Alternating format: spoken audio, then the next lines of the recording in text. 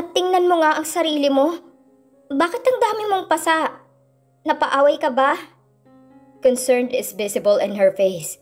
Ibubuka ko na sana ang bibig para isalaysay sa kanyang kabuuan ng istorya kung bakit may pasa ako. Pero nakita ko sa likod niyang lalaki. The guy she's been with. Sa loob ng 3 taong iniwan niya ako. Ang lalaking mas pinili niya kaysa sa akin. Ang ama ng kanyang anak. Iwinaksi ko ang kamay niyang nakahawak sa mukha ko. Itinuon kong gawi ko sa manibela para sana i-start ang sasakyan. But to my surprise, Laarni went in and settled on the seat beside me, then put her seatbelt on. Saglit akong napanganga at hinamig din agad ang sarili. What are you doing in my car? Sasamahan kita. Gusto mong magpakamatay, di ba? Eh di sige, magpakamatay tayo. Isama mo ako sa impyerno. Now drive. Nilingon kong lalaking kasama niya, but I can't see even a single protest on his face. Nilingon ko ulit ang gawin nila Arnie, who's looking at me with her bored expression. Ano pang hinihintay mo? Atat na akong mamatay. Drive! I gritted my teeth silently, then maneuvered my car to my condo. It's a long silent ride. Pinakiramdaman ko ang katabi ko. She's busy on her phone, maybe updating his man.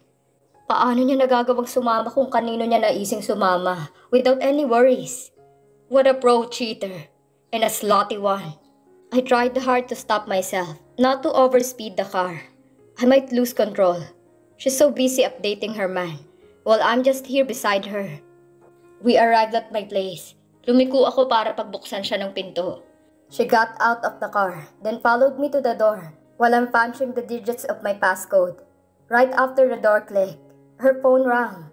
She immediately answered the call. Baby, I'll be back, baby. I love you. Mwah. She's so delighted, and she giggles to whoever that baby. She's on the phone right now. Tuluyan ang napugto ang pagpipigil ko. I callously pulled her inside, then pinned her to the wall. Natilapon ng cellphone niya. I can still hear that someone is still talking there. Inaudible noises. But hell, who cares? Maya-maya pa'y pinutol na ng nasa kabilang linya ang tawag. I stared straight into her eyes, catching her gaze while rubbing my bulging hardness on her still-clothed center, making her feel how ready it is for her.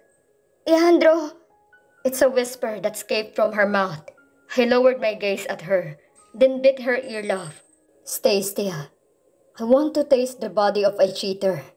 She stilled and was about to make a protest, but then I captured her mouth, forcefully, claiming her soft lips. At first she kept on avoiding me, but seconds later, I felt her responding in my kisses, tasting each other. Binaba ko ang mga kamay ko to trace her smooth skin, sliding horizontally at her shoulder, down to her small arms, then pitilessly ripped her shirt. Ipinasok ko ang kamay sa pantalon niya pagkatapos ko mabuksan ang butones ng zipper nito. So you turned on, and you can't deny it, you slut. Why do you keep on calling me names? Ano bang nagawa ko sa'yo? Shut up! She's about to say something again. But then again, I didn't let her. Her protest turned into a moan. Her lips formed an O. I continue on with what I'm doing. I tasted it as I stared at her. So this is what a cheater tastes like. Why are you doing this, baby? My world stopped for a moment as I heard those endearments. It's been 3 fucking years. 3 damn years that I longed to hear it from her. If only she didn't cheat on me. If only. My blood boiled. I restrained both of her hands, then bent her over to the bed. Harshly removed her pants off, together with her undies. I heard her sobbing to the bedsheet, whining in pain. But then again, she moaned. Marahas ko siyang itinihaya, then grabbed her legs to encircle my hips, positioning myself to do it to her cruelly.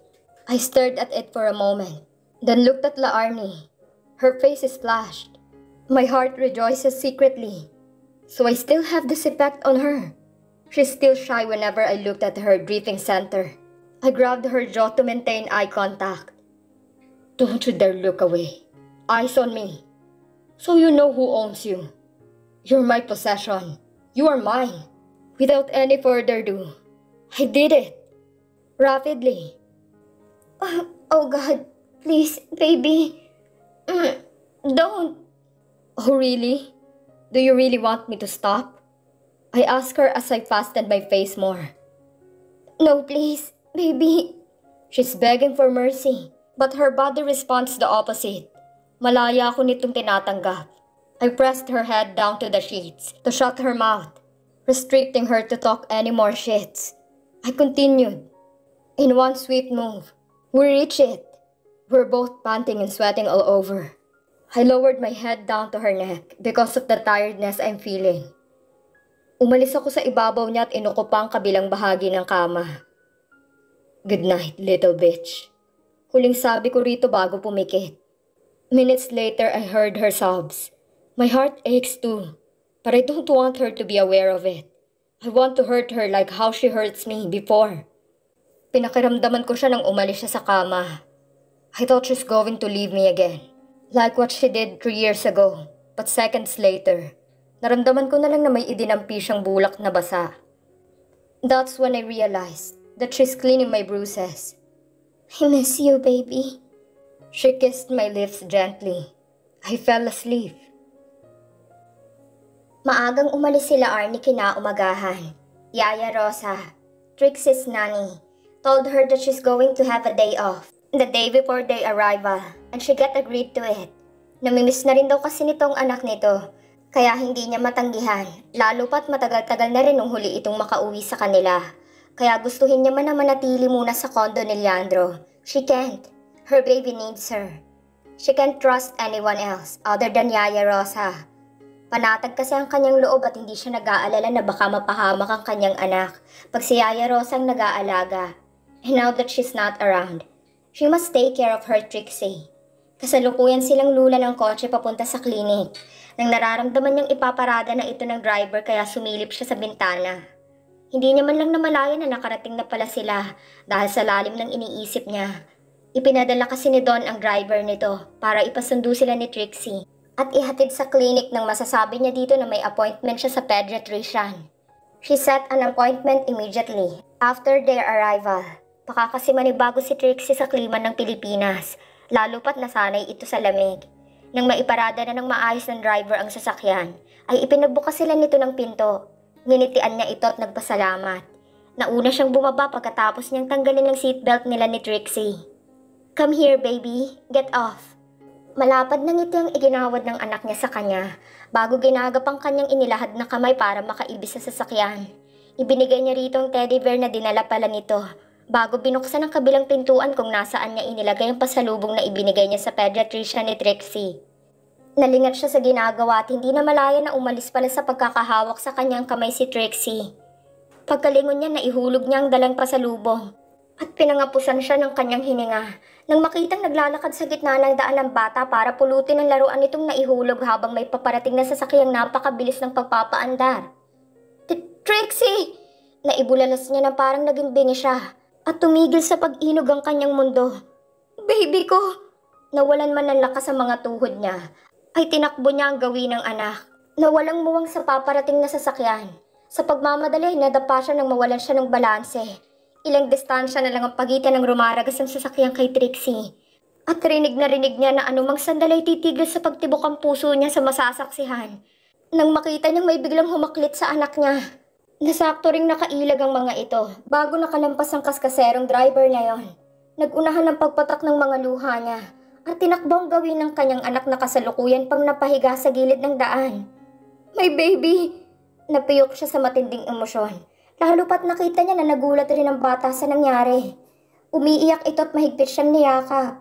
Sinuklian niya ito ng yapos bago nabaling ang atensyon niya sa lalaki na bumangon sa pagkakagulong. Nawala sa isip niya ang lalaki dahil sa pag-iyak. Tumayo siya sa pagkakaluhod dahil sa pagdalo niya sa anak at niyakap ito. Naramdaman niya saglit na nabigla ang lalaki dahil sa biglaan niyang pagyakap rito. Pero kalaunan ay tinapik nito ang balikat niya bago hinagod ang kanyang likod. Kumala siya sa pagkakayakap mula rito at ginawaran ito ng simpleng ngiti. Maraming salamat sa pagligtas mo sa anak ko. Utang na loob ko sa iyong buhay niya. Hingin pa sa salamat niya rito. Walang anuman yon. Ginawa ko lang ang dapat gawin sa sitwasyon kanina. Sagot nito. Mauuna na ako. Heto pala. Uminom ka muna para kumalma ka. Inabot nito ang batal ng tubig na agad niya namang tinanggap at nagpasalamat siya rito. Umalis na rin ang lalaki at naglakad ito patungo sa loob ng klinik. Marahil ay meron itong dadalawin roon na kamag-anak. Binalingan niya ng tingin si Trixie na mahigpit ang hawak sa kanyang kamay. Binuksan nila Arnie ang bote ng tubig na inabot na lalaki sa kanya bago ito umalis at pinainom si Trixie para kumalma. Nang matapos ito siya naman ang tumungga niyon at sinaidan laman dahil sa sobrang kaba at nervyos sa sistema niya. Ginagap niya ang kamay ng bata at bago pa tumungo papasok sa klinik ay nilingon niya muna pabalik ang pwesto kung saan nahulog ang pasalubong niya sana dapat. Sayang lang at nahulog niya yon. Halika sa loob, baby. Mahigpit na hawak ng munting kamay nito ang kamay niya na ikinalugod lalo ng kanyang puso. Pagkapasok nila sa loob ay dumiretso siya sa customer service desk para magtanong. Good morning, miss. I have an 8 a.m. appointment with Mr. Ice Juice. Nandyan ba siya ngayon?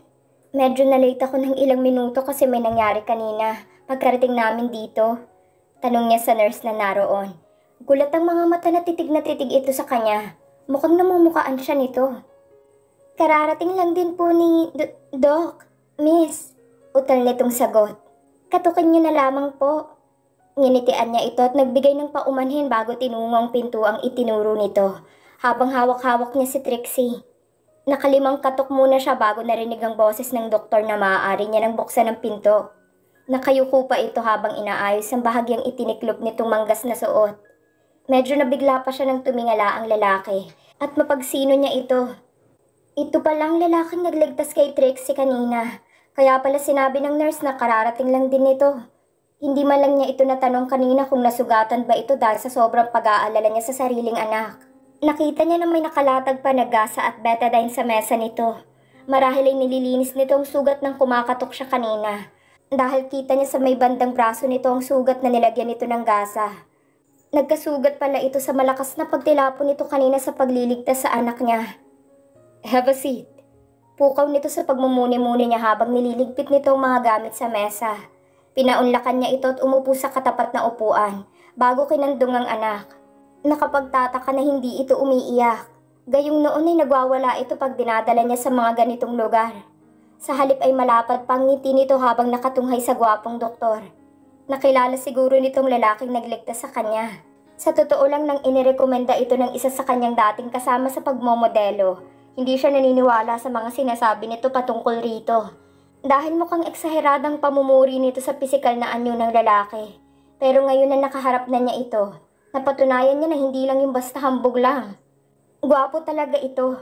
At bukod pa roon ang katotohanang iniligtas nito si Trixie. Binata pa raw ito kaya inulan niya ng kurot ang kaibigan nang sabihan siya nito na bagay sila ng lalaki. Pinili niya kasi na sa center lang magpamonitor sa health ni Trixie, imbis na sa ospital, kasi ayaw niya na maraming matang nakamasid sa kanila at baka mailang ang anak niya sa lahat ng atensyon. Kaya napagdesisyonan niya na mag-set ng appointment sa lalaki. Trixie, come here. Let's measure how tall you are. Sumunod naman agad ang anak niya rito at tumapak sa stagiometer na magsusukat sa taas sa timbang nito. Nang mailista na ng doktor ang measurement ay sunod nitong inabot ang tape measure na nakalagay sa mesa at ipinalibot yun sa ulo ng bata. Aliw na aliw pa si Trixie nang pabiro nitong agawin ang tape measure at aktong kakagatin siya ng doktor. Nang matapos ang lalaki sa ginagawa ay ibinigay niya rito ang mga naunang record ni Trixie sa dati nitong pediatrician. Sandali nitong sinuri yon at ikinumpara bago nagsalita. She's growing well, Miss Laarni. Or shall I say, Mrs. Montevista? Tanong nito habang nakatingin sa ibinigay niyang record. Ginamit niya kasi ang apelyido ni Leandro nang ipinanganak niya si Trixie, kaya Trixie Lazarte Montevista ang nakalagay roon. Bahagyan nang nagalak ang kanyang puso dahil sa narinig niyang tawag sa kanya ng doktor, pero minabuti niya na iwasto ito. Miss Laarni, Doc, may bahid na pait na sagot niya rito. Sa sobrang pait ay nalalasahan niya pang bawat salita. I see. Tumangutango ito at malaking pasasalamat niya na hindi na ito nag-usisa pa. To be precise, her growth exceeds the average of the peers her age. Bumalanse rin dito ang kanyang timbang. You did a great job monitoring her health status, Miss Laarni. Pamumuri nito sa kanya, kaya sinuklian niya naman ng ngiti. Tiningnan niya ang pangalan na nakasulat sa bulsa ng suot nito Pero mukhang napansin nito iyon dahil niyuko nitong bulsa. Marahan pa itong tumawa at kalaunay inilahad nito ang kamay sa kanya. Paano ba naman kasi Dr. Ice Juice lang ang sinabi ng bruhan niyang kaibigan sa kanya para daw sila nang bahalang kumilala sa isa't isa. I'm Dr. Yuji Ice Juice. Pleased to meet you in person, Miss Laarni. Tinanggap niyang pakikipagkamay ng lalaki. Me as well. I'm pleased to meet you, Dr. Yuji. Mahinang sagot niya rito dahil nahihiya siya sa susunod na sasabihin dahil baka tanggihan siya nito. Ilang minuto nang magkadaop ang kanilang mga kamay at hindi niya man lang namalayan na siya palang mahigpit ang pagkakahawak rito. Kumunot ang noon ng doktor na halatang naghihintay sa kung ano man ang gusto niyang sabihin. Ano kasi, pwede ka bang imbitahin magkape? Total, maaga pa naman. Konting pasasalamat lang sana sa pagligtas mo sa anak ko. Dire-diretso niyang ani rito dahil baka mabulol pa siya sa hiya at saka bumitaw sa pagkakahawak. Tumawa lang ang lalaki sa inasal niya. Maaari ko bang tanggihan ng isang Laarni Lazarte? Nakangisi nitong turan at tumawa. Nahawa rin siya dito at hindi na pinigilan ng sariling tawa. Sabay na silang lumabas sa klinik pagkatapos nitong magpaalam sa nurse na naroon na aalis na muna ito saglit. Hawak-hawak niya si Trixie na nagturo agad ng pagkapasok pa lang nila sa cafe ay nakita nitong mga mini cakes na nakadisplay. Anong sayo? Tanong niya sa lalaki. Espresso Americano. Sagot nito at kinuha na si Trixie para isama sa paghahanap ng mauupuan. Dumiretso siya sa counter para mag-order ng mini cakes para kay Trixie at 2 kape. 1 espresso Americano and coffee latte. 3 mini cakes of that kind rin. Turo niya sa mini cake na mocha flavored. Thank you. Tumalima naman agad ang crew at inasikaso agad ang order niya. Nag-insist pa nga ito na mismo magdadala sa mesa nila. Kaya tinanguan niya ito at tumungo na sa mesang inukupan ng 2. Nang makarating sa gawin ng mga ito siya ring pagdating ng in-order nila. Inabot niya sa lalaki ang kape nito habang ang mini cake naman ay maganang nilalantakan na ng kanyang anak. Salamat nga pala at pinaunlakan mong paanyaya ko. Panimula niya para hindi mailang ang gwapong doktor. It's my pleasure actually to receive such invitation from you. Kung hindi mo na itatanong ay hinahangaan kita. Bilang modelo, napakalayo na ng narating mo. At matunog na matunog pa rin ang pangalan mo hanggang ngayon. Ngayon na nakasalamuha kita, hindi na nakapagtataka kung bakit. Mabait ka pala, kaya siguro marami ang may gusto sa'yo. Isama mo na ako sa listahan. Pabiro nitong ani na tinawanan niya na lang. Madami pa silang napag-usapan na kung ano-ano. May tungkol kay Trixie, pero kadalasan ay patungkol sa kanya. Tinatawanan na lang niya ang mga pasaling at pabiro nitong mga banat. Sakto rin na naubos na ang kape nila ay tumawag ang nurse sa klinik na may naghahanap na rito. Kaya sabay na silang tumayot na pasalamat siya ulit rito bago sila naghiwalay ng daan. Magaan ang pakiramdam niya nang lumulan sila ni Trixie sa kotse. At agad naman iyong pinaandar ng driver patungo sa kanyang kondo. 1 oras na biyahe ay nakarating agad sila dahil hindi gaanong traffic sa daan. Nalingunan niya ang anak na namumungay na ang mga mata sa antok.